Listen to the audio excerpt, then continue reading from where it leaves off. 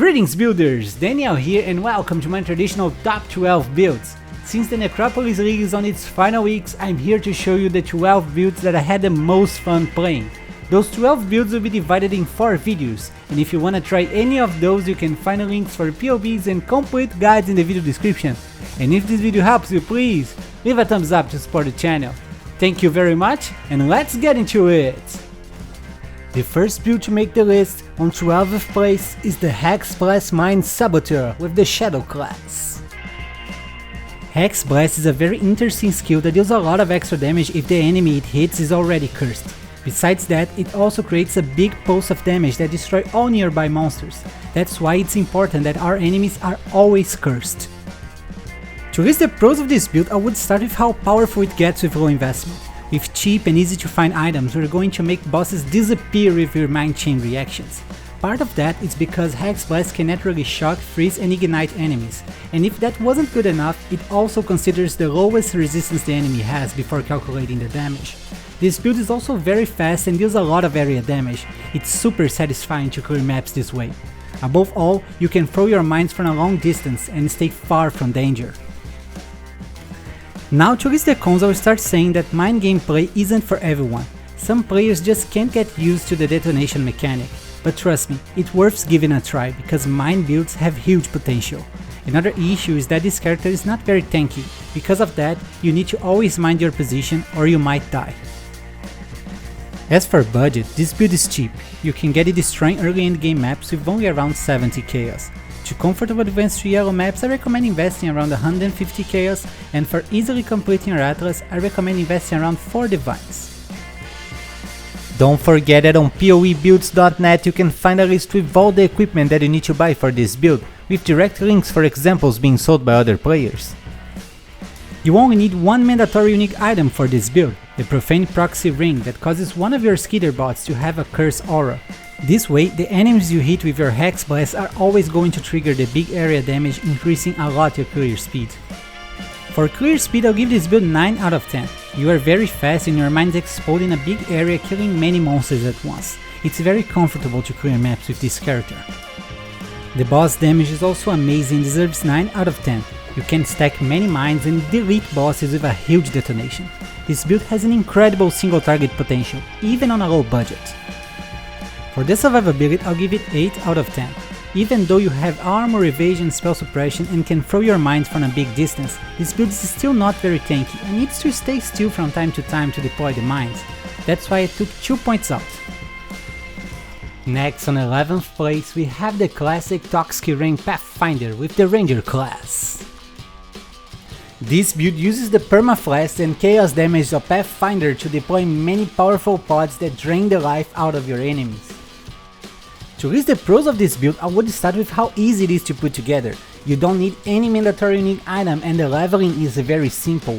Another great feature of this build is that your flasks are going to stay up all the time, even on boss fights, and the life regeneration from your life flask will be eternal, making the damage over time look like a joke to you.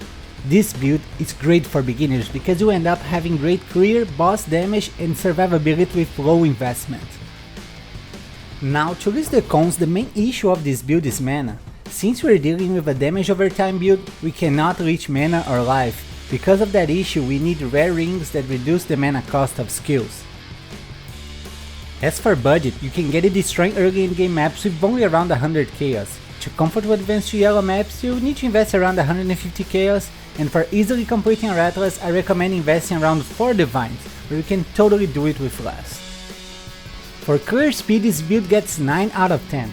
As a Pathfinder, your Quicksilver and Silver flasks are going to have more effect and be up 100% of the time, granting a lot of attack and movement speed. Also, you only need to deploy the pods once and they will drain surrounding enemies, granting a smooth gameplay. The boss damage also gets 9 out of 10. Combining your strength with Toxic Rain totems, bosses just drawing countless pods. Even the big bosses are going to melt like butter before your eyes. For this survivability, I'll give it 9 out of 10. This is because this build has high evasion, high armor and spell suppression. Also, your defensive flasks have more effect and are up all the time, even on bosses. Above all, you can use Toxic Rain from a safe distance and its spots heavily slow down enemies. Finally, on 10th place we have the amazingly well-rounded NightBlade Flicker Strike Raider with the Ranger class. This is the kind of build where you can have it all. It easily achieves over 10 million DPS, it's super tanky, and as you can see on the gameplay, incredibly fast. To list the pros of this build, I have to pretty much repeat what I just said. This is one of the most well-balanced builds I've ever played. It has super speed, damage and survivability. It also has a satisfying gameplay with explosions, and let's face it, Flicker Strike is just super cool. Now to list the cons, I'll start saying that this build isn't cheap. You need some mandatory unique and rare items that will exceed the divine price. Another issue is that you have little control over your character. This might be a problem on bosses like Queen at City and the Shaper, where you need to know which clone to attack and mind your position. Getting to the budget, this build is expensive and not a starter. You need at least 6 divine orbs to put it together. You need 3 mandatory unique items for this build. The first is the Farus Fur Body Armor, which guarantees that you always have your full frenzy charges on. Next, we also need the Yoke of Suffering Amulet that causes all of our elemental damage to be able to shock enemies, causing them to take a lot more damage. Finally, we also need the Perseverance spell that turns tankiness into damage. It does that, granting 1% increased damage for every 200 of the lowest between armor and evasion. Good thing that this build counts with over 30,000 of which.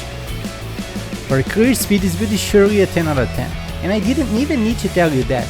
Check out this gameplay, this is some serious anime swordsman stuff.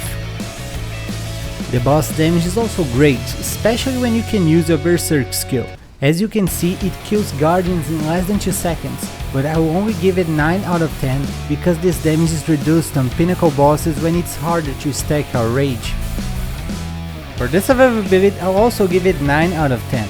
This build has almost 100,000 effective HP because of high armor, high evasion, spell suppression, over 30% chance to block, and high chance to avoid elemental ailments. I just took 1 point out because you have low life regeneration, making it vulnerable to poison. And that's it for today, guys. Have you played any of those builds during this league? Please don't forget to share your experience in the comments and leave a thumbs up to support the channel. I wish you guys an amazing day, and don't forget to keep building!